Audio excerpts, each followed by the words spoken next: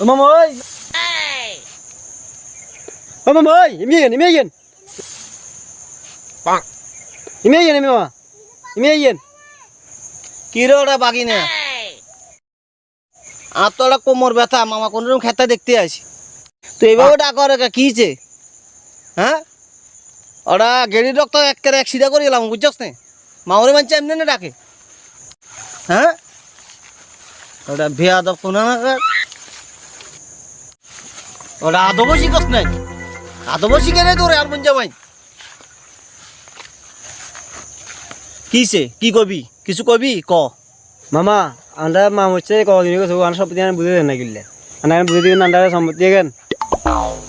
ওর আমরা জায়গায় বউরা লই খান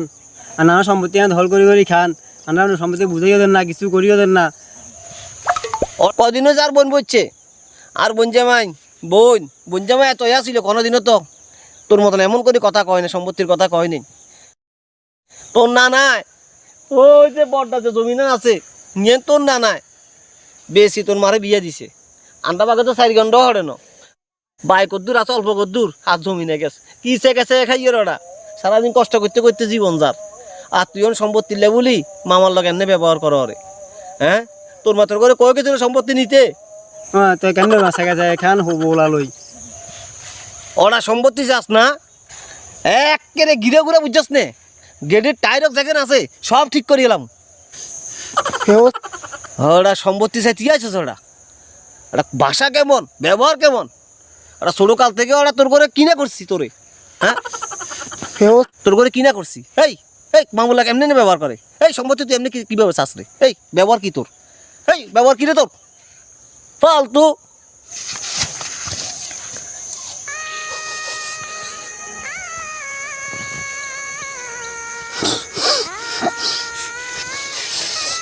বাগিনা